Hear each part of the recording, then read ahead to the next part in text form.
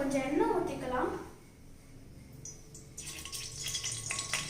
First கொஞ்சம் நெய் ஊற்றி பிரெட்டை டோஸ்ட் பண்ணிக்கலாம்.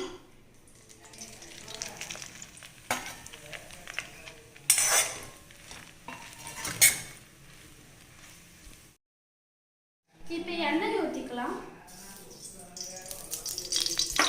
இப்போ கொஞ்சம் கடுகும் சீரகமும் போட்டுக்கலாம்.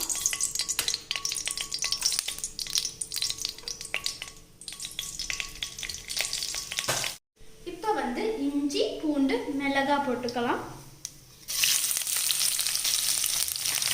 இப்போ கொஞ்சம் வணக்கி விட்டுக்கலாம் ஒரு நிமிஷத்துக்கு போல.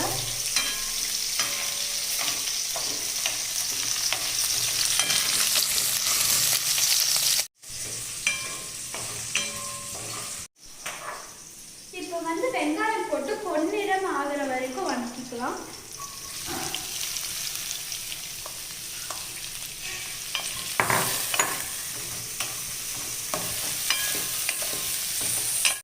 இந்த வெங்காயம் வேகறதுக்கு கொஞ்சம் உப்பு போட்டுக்கலாம்.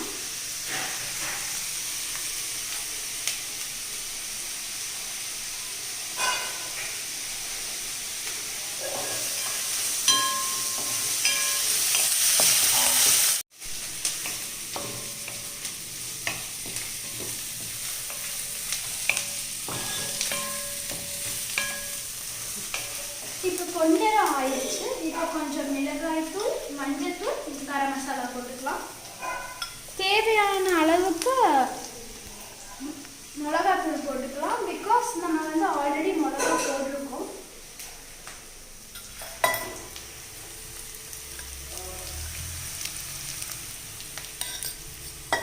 கொஞ்சம் கரம் மசாலா.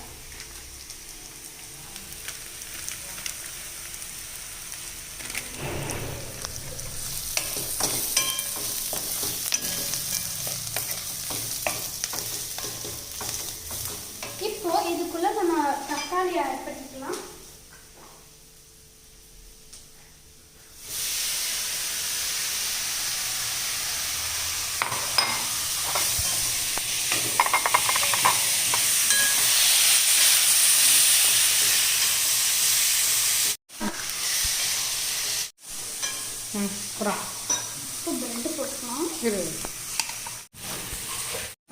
அவ்வளோதாங்க, ரெடி ஆயிடுச்சு. பாருங்க எப்படி இருக்குன்னு.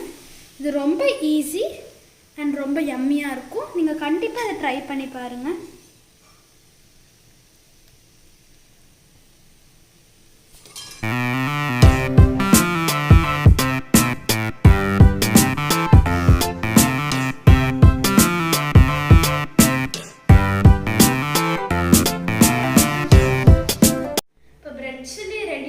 பார்க்குறக்கே சூப்பராக இருக்குது. இப்போ நம்ம டேஸ்ட் பண்ணி பார்த்துடலாம்.